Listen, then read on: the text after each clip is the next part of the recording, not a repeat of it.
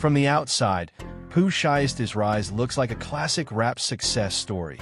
A young artist from Memphis turning raw street energy into chart-topping hits, viral moments, and industry attention almost overnight.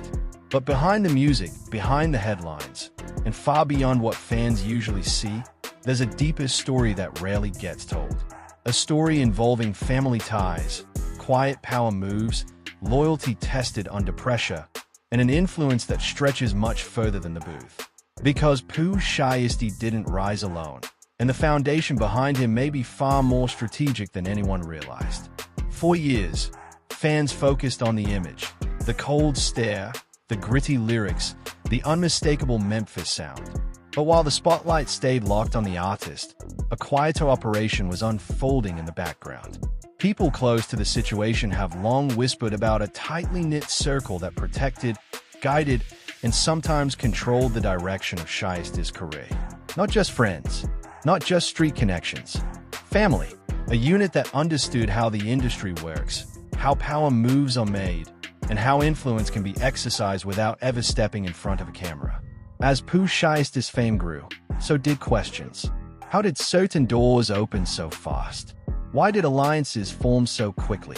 How did he manage to move with such confidence in an industry known for chewing artists up and spitting them out? Some insiders claim the answer lies in a hidden empire built long before the fame. One rooted in loyalty, protection, and a code that doesn't bend easily. A structure that helped shape not just the artist, but the man behind the name. And then came the controversies, the arrests, the viral headlines, the moments where everything seemed like it could fall apart overnight. That's when the background forces became impossible to ignore. Because while the public saw chaos, those behind the scenes saw strategy. Moves were made quietly. Messages were sent without words. And the family presence around Pooh Shiesty became more noticeable than ever. Not loud, not flashy, but firm and calculated. This isn't just a story about rap. It's about power. It's about how family loyalty can become a shield, a weapon, and sometimes a double-edged sword. And it's about the unseen structure that helped lift a rap star to the top and continues to influence what happens next. Because once you understand the role of the Shiesty family, you start to realize this rise wasn't accidental, and the empire behind it may still be growing. Long before Pooh Shiesty ever stepped into a professional studio or signed a deal that would change his life, the foundation of his rise was already being laid at home. Memphis isn't just a city. It's an environment that forges people early, teaches them how to survive, and rewards those who understand loyalty and structure. For Shiesty, family wasn't just emotional support. It was the first system he ever learned to move within. Those closest to him understood the streets, the risks, and the consequences long before the industry ever came calling. That understanding shaped how he moved, how he trusted, and how he handled pressure when fame arrived faster than expected. People often mistake silence for absence, but in reality, the Shiesty family has always operated with intention. They weren't the type to chase cameras or public recognition. Instead, they stayed in the background, observing, advising, and stepping in only when necessary. This low-profile approach allowed Pooh Shiesty to present a raw, independent image to the world, while still benefiting from guidance that many young artists never receive. Decisions weren't made impulsively. Every move, from early collaborations to how conflicts were handled, reflected conversations happening behind closed doors, where experience mattered more than clout. As Pooh Shiesty's buzz grew in Memphis, so did the importance of protection. Local fame can be dangerous, especially in a city where attention brings both opportunity and envy. This is where family influence quietly became critical. People around Shiesty made sure he wasn't navigating early success alone. There was always someone watching the surroundings, managing relationships, and filtering who could get close. Not everyone with access was a friend, and not every opportunity was worth taking. That kind of discipline doesn't come naturally to young artists. It's learned, often from people who've already seen what happens when discipline is missing. When industry executives finally started paying attention, they didn't just see a talented rapper, they saw someone who moved differently. Pooh Shiesty didn't panic under pressure. He didn't overshare. He didn't rush to please everyone in the room. That confidence wasn't accidental. It came from knowing he had a circle that wasn't dependent on the industry for validation. Family provided leverage without ever needing to announce it. And in an industry built on imbalance of power, the quiet leverage made a difference. As deals, negotiations, and branding conversations began, the Shiesty family reportedly played a key advisory role. While Pooh Shiesty remained the face, there were voices ensuring he didn't give up too much control too early. Contracts were questioned. Long-term implications were considered. The focus wasn't just on money, but on survival, surviving fame, surviving scrutiny, and surviving the kind of attention that can destroy artists who aren't prepared. This wasn't the approach of people chasing a quick payday. It was the mindset of people thinking years ahead. The real test came when success arrived fast. Viral records, major cosigns, and national attention can destabilize even the strongest foundations. Suddenly, everyone wants access. Everyone has advice. Everyone claims loyalty. During this phase, family presence became even more crucial. They acted as a filter between Pooh Shiesty and the noise. When mistakes happened, and they did, the response wasn't panic, but containment. Problems were addressed internally before becoming public disasters. And when issues couldn't be controlled, damage control was already in motion. What made this dynamic powerful was the balance. The family didn't try to turn Pooh Shiesty into something he wasn't. They didn't sanitize his image or push him away from the authenticity that fans connected with. Instead, they focused on minimizing unnecessary exposure while maximizing strategic growth. The streets respected him because he stayed real. The industry respected him because he stayed composed. And both sides underestimated the structure behind him because it never demanded attention. This period of his rise revealed something important. Pooh Shiesty wasn't just reacting to opportunities. He was moving within a system that understood risk. Family influence didn't mean control in the traditional sense. It meant accountability. It meant having people who weren't impressed by fame and weren't afraid to tell him hard truths. In a world where yes men destroy careers quietly, that kind of grounding is rare. By the time Pooh Shiesty became a household name, the blueprint was already established. Fame didn't create the structure, it tested it. And while fans were just beginning to notice his dominance, the people behind him were already thinking about sustainability, legacy, and what happens when the spotlight turns harsh. Because in their world, success isn't measured by how fast you rise. It's measured by how long you survive once everyone is watching. As Pooh Shiesty's profile expanded beyond Memphis and into the national spotlight, the stakes changed immediately. Local recognition is one thing, but once the industry starts watching, every move carries weight. This is where the deeper layers of the Shiesty family's influence began to surface in subtle but powerful ways. Fame doesn't just bring fans. It brings scrutiny, expectations, and predators looking to benefit from proximity. During this phase, the people around Shiesty reportedly became even more selective about who had access, understanding that one wrong association could undo years of progress in a matter of hours. What separated Pooh Shiesty from many artists at the same stage was how insulated he remained. While others rushed to chase visibility, he appeared focused, almost guarded. That didn't happen by accident. Family members and close advisors were actively shaping how he interacted with the industry, emphasizing patience over impulse. In private, conversations weren't about viral moments. They were about long-term positioning. Which alliances made sense? Which offers carried hidden strings? Which relationships were genuine? And which were transactional? These were questions that many young artists never ask until it's too late. As his music gained traction, so did the mythology around him. Fans saw confidence. The streets saw credibility. But behind the scenes, there was a clear understanding that image alone wouldn't protect him. The Shiesty family reportedly stressed the importance of separating business from emotion, a difficult lesson for someone whose music is deeply rooted in lived experience. Contracts were not just signed, they were examined. Appearances were not just booked, they were evaluated for risk. Even social media presence became something that required discipline, not just expression. Industry insiders often talk about how certain artists seem prepared when success hits. Pooh Shiesty fit that description. He didn't overshare personal details. He didn't explain himself unnecessarily. He let the music speak while the structure around him handled the rest. This approach created an aura of control, which in turn attracted respect from executives who recognized that he wasn't desperate.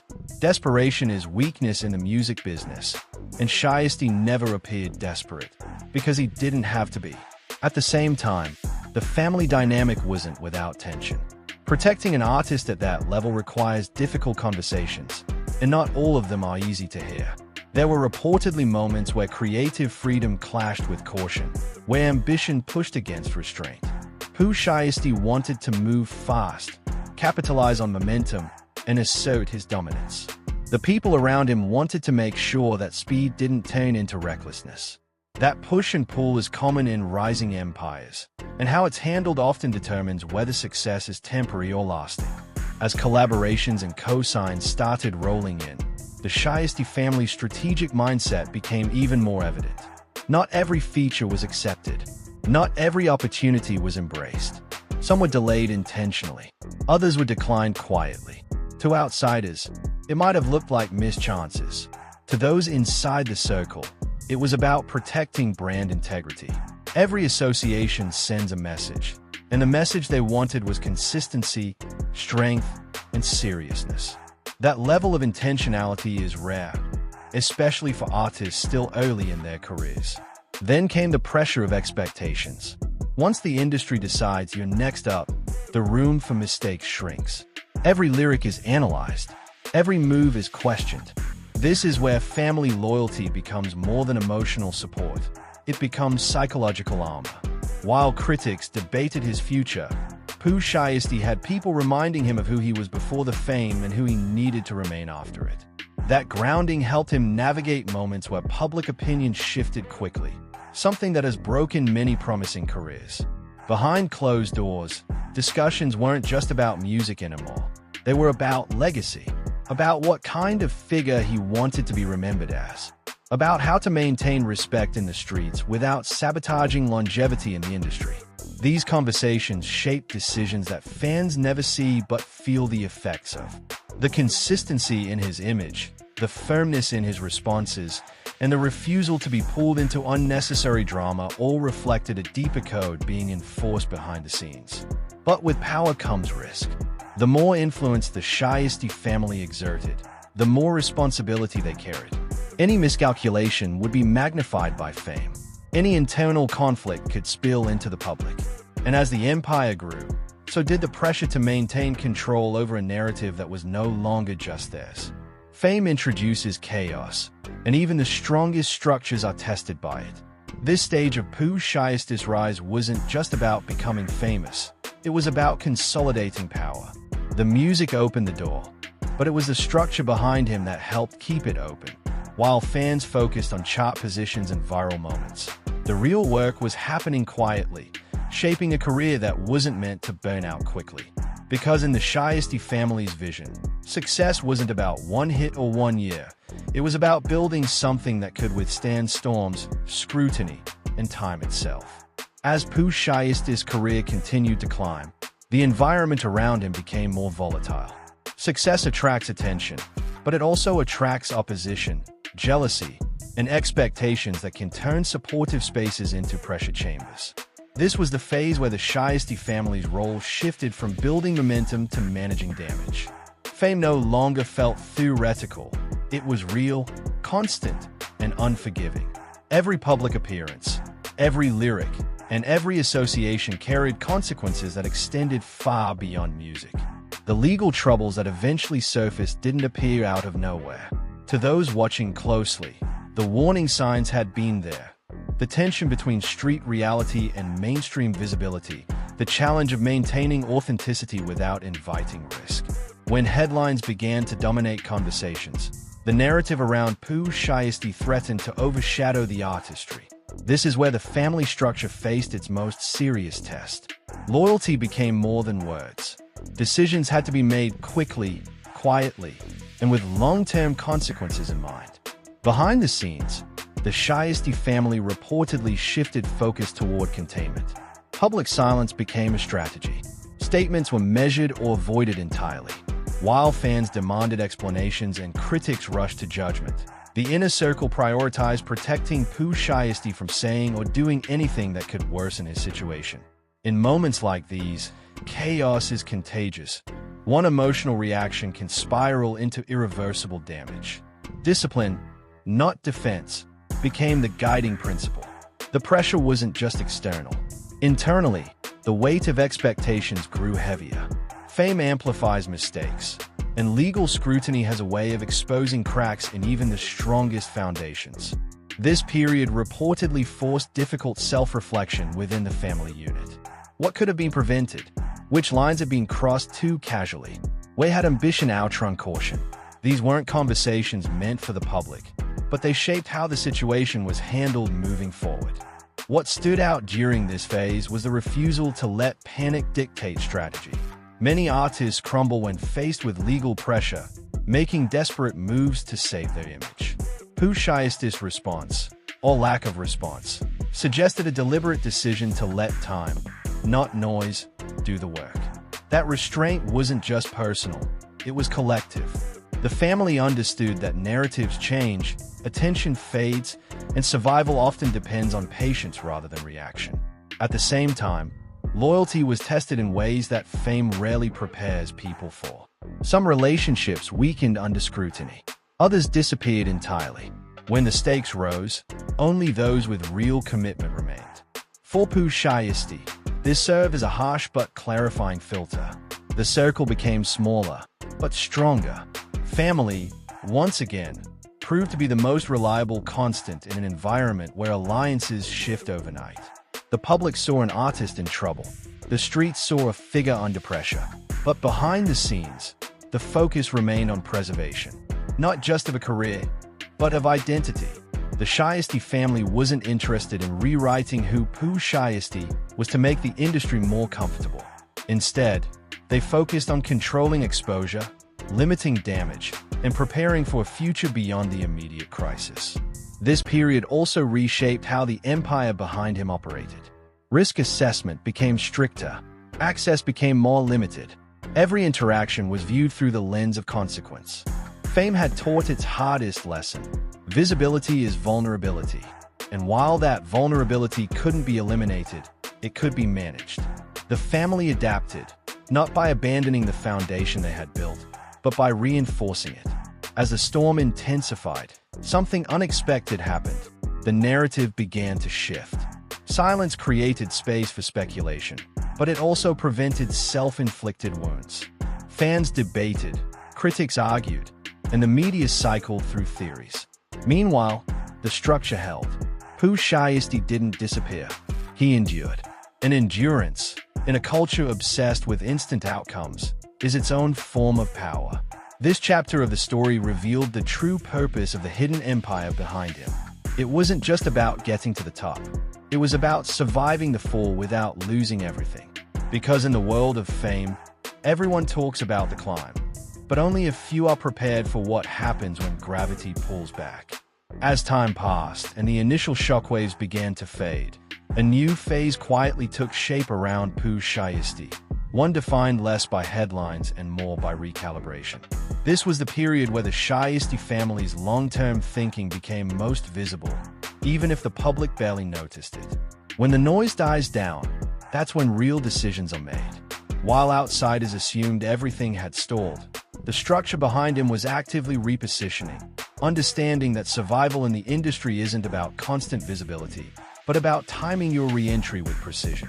One of the most significant shifts during this phase was how access to Pooh Shiesty tightened even further. The circle that once seemed selective became nearly sealed. This wasn't paranoia, it was strategy. Fame had proven how quickly trust can be exploited, and the family responded by enforcing boundaries that were non-negotiable. Fewer conversations, fewer intermediaries, fewer opportunities for misunderstanding. In an industry that thrives on constant interaction, pulling back was a power move, not a retreat. Behind closed doors, discussions turned toward control, not just of image, but of narrative. The Shiesty family understood that the public version of the story would never fully align with reality, and fighting the discrepancy was pointless. Instead, they focused on ensuring that whatever version existed couldn't cause further harm. Silence wasn't weakness, it was insulation. By refusing to over-explain or over-defend, they avoided feeding cycles that destroy reputations piece by piece. This stage also brought a deeper awareness of legacy. Fame had arrived quickly, and with it came the realization that moments define careers just as much as music does. The family reportedly began thinking beyond albums and streams, asking harder questions about longevity. What does relevance look like after controversy? How do you return without appearing forced? How do you maintain authenticity without reopening wounds? These weren't marketing questions, they were survival questions. At the same time, the streets continued watching closely. In environments where perception carries weight, absence can be misinterpreted. The Shiesty family had to balance restraint with presence, ensuring that silence didn't turn into erasure. Connections were maintained quietly. Respect was preserved through consistency rather than visibility. This wasn't about making noise, it was about not losing ground while the spotlight dimmed. Internally, this period demanded discipline from everyone involved. Fame tests patience, especially when momentum feels interrupted. There were no shortcuts available, no viral tricks to reset the clock instantly. The family's role became part strategist, part stabilizer, reinforcing the idea that careers aren't linear. Setbacks don't signal endings unless they are mishandled. The priority wasn't speed, it was control. What made this phase critical was the way it reframed power. Earlier, power came from momentum and attention. Now, it came from restraint and endurance. The Shiesty family adapted to that shift, understanding that the ability to wait is a form of dominance in itself. While others speculated about what was next, the people behind Pooh Shiesty focused on being ready for when the opportunity finally arrived. This period also revealed how much of the empire's strength came from shared understanding rather than hierarchy. Decisions weren't dictated, they were discussed. Responsibility was collective. Everyone involved knew what was at stake, not just financially, but personally. The cost of failure wasn't abstract. It was real, and it demanded alignment across the entire structure. As months passed, the narrative around Pooh Shiesty subtly evolved. The intensity cooled. Conversations shifted from outrage to curiosity. That transition didn't happen by chance. It happened because nothing reckless filled the vacuum. The family allowed time to do what arguments couldn't: soften perception. In an era obsessed with immediate reactions, patience once again proved to be a powerful weapon. This chapter wasn't flashy. It didn't produce viral moments or dramatic statements. But it may have been the most important phase of all. Because rebuilding doesn't start with noise, it starts with stability. And while the world assumed the story was on pause, the hidden empire behind Pooh Shiesty was quietly preparing for the next move, knowing that true power isn't always visible when it's being built. As the final stage of this chapter unfolded, one truth became impossible to ignore. The rise and survival of Pooh Shiesty was never just about talent or timing. It was about infrastructure. By this point, the Shiesty family had shifted fully into legacy mode, understanding that whatever came next would define how this era of his career would be remembered. The chaos had passed, the noise had softened, and what remained was a controlled silence filled with intention. This was no longer about reacting to the industry. It was about deciding when and how to re-engage with it. The most powerful move during this phase was restraint. In a culture addicted to constant updates, the absence of overexposure created intrigue.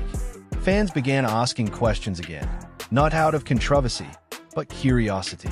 That shift mattered. The family understood that anticipation is currency. Instead of forcing relevance, they allowed it to rebuild naturally. Every rumor, every speculative headline only reinforced the idea that Pooh Shiesty's presence still carried weight, even without new music flooding the market. Behind the scenes, the structure became even more refined. Risk assessment wasn't just applied to public appearances, but to every future decision. What once felt like instinct was now supported by experience. The family had seen how quickly momentum could turn dangerous, and they weren't willing to repeat mistakes. This didn't mean fear controlled their moves. It meant wisdom did. Each step forward was calculated, not cautious, but informed by everything that had already been lost and protected. What also became clear was how deeply family loyalty had shaped Pooh Shiesty's ability to endure. Fame isolates people. Pressure fractures relationships. But the core around him didn't collapse under scrutiny. It hardened. The people who remained weren't motivated by attention or opportunity. They were bound by history. That kind of loyalty can't be manufactured by success. It only reveals itself when everything is on the line. This stage also redefined what power looked like for Pooh Shiesty. Earlier, power came from numbers, streams, charts, visibility. Now, it came from presence. Even in silence, his name still sparked conversation. That's a level of influence many artists never reach. The family recognized this and protected it fiercely. They knew that overusing visibility would weaken it, while scarcity would strengthen it. In a business built on saturation, scarcity became the advantage. At the same time, lessons from the past reshaped how future success would be handled. The Shiesty family no longer viewed growth as acceleration. They viewed it as stability. Any return to the spotlight would have to align with structure, not disrupt it. Music would come when the conditions were right. Moves would be made when leverage existed. Nothing would be rushed just to satisfy outside expectations. There was also an understanding that the narrative around Pooh Shiesty had permanently evolved. He was no longer just a breakout star. He was a symbol of what happens when street reality, industry ambition, and family power collide. That narrative couldn't be erased, only redirected. The family didn't try to rewrite history. Instead, they prepared to build forward with it, accepting that scars often carry more credibility than perfection ever could. As this chapter closed, the hidden empire behind Pooh Shiesty stood stronger, not weaker. Tested by pressure, refined by adversity, and unified by loyalty, it had proven its purpose. It wasn't designed to create a moment. It was designed to survive moments. And in an industry where careers are often defined by how they collapse, survival itself becomes a statement. What comes next will determine legacy, not popularity. And when the next move is finally made, it won't be impulsive or accidental. It will be the result of patience, strategy, and a family structure that understands one critical truth. Real power isn't loud, fast, or visible. It's quiet, disciplined, and always one step ahead. Because behind the music, behind the headlines, and beyond the public image, the Shiesty family didn't just help build a rap star. They built a system. And systems don't disappear. They adapt, endure, and wait for the right moment to rise again. If you've made it this far, you can see that Pooh Shiesty's story goes far beyond hit records and viral moments. Behind the music is a tightly controlled structure built on family loyalty, strategy, and survival, a hidden empire that helped shape his rise and protected him when everything was on the line. Stories like this remind us that success in hip-hop isn't just about talent. It's about who's standing behind you when the pressure hits hardest. If you want more deep dives into the unseen power structures behind rap's biggest names, like this video so it reaches more people who care about the real stories. Subscribe to the channel and turn on notifications so you don't miss the next breakdown, exposure, or industry truth the mainstream ignores. Drop a comment and tell us what you think. Was the Shiesty family the key to his survival, or did their influence create more pressure than protection? Either way, this story isn't over, and the next chapter could redefine everything.